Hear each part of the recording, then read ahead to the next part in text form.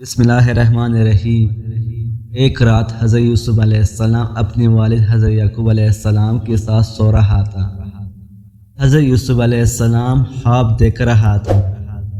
اس نے خواب میں 11 ستارے اور ایک چاند اور سورج کو دیکھا کہ وہ حضرت یوسف علیہ السلام کو سجدہ کر رہی ہے۔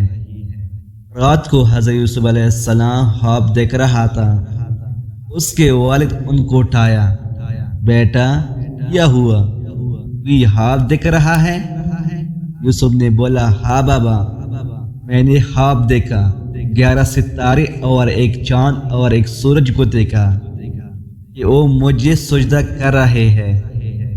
جب یوسف کے والد نے سنا، وہ حضرت یوسف علیہ السلام کو بتایا، بیٹا یہ خواب کسی کو نہ بیان کرنا، خصوصی اپنی بائی کو، کیونکہ وہ نادان ہے، اس کی جوانی حسد میں مبتلا ہوگا۔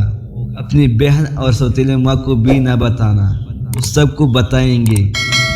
سورج ایک دن تمہارے سامنے سجدہ ریز ہوں گے، اور چاند اور ستارہ بھی ایک دن تمہارے سامنے سجدہ ریز ہوں گے۔ تم ایک دن بلند مرتبہ پاؤں گے، مکان منزلت کے لحاظ سے بھی، معنی اخراجات کے لحاظ سے بھی۔ اس دن آپ کو اپنے باپ اور بھائی تمہارے سامنے سجدہ ریز ہوں گے۔ اس کی طرح اس ویڈیو میں بادشاہ کا خواب بھی سناؤں گا۔ ایک رات بادشاہ نے خواب دیکھا۔ بادشاہ کہہ رہا ہے، میں نے خواب میں دیکھا کہ 7 موٹی تازہ گائے دریا نیل سے نمودار ہوئے اور ساحل میں چلنے پر مجبور ہوئے۔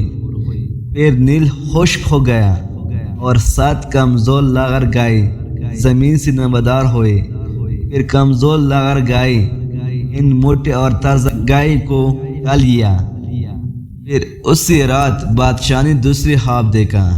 اس خواب کے اندر بادشاہ نے دیکھا کہ گندم کا کھیت تھا، گندم پکنے والا تھا، گندم کے اوپر ایک چیز چڑھ گیا، پھر ہوا آیا، ساری گندم غائب کر دیا۔ بادشاہ کا خواب کا تعبیر حضرت یوسف علیہ السلام نے دیا۔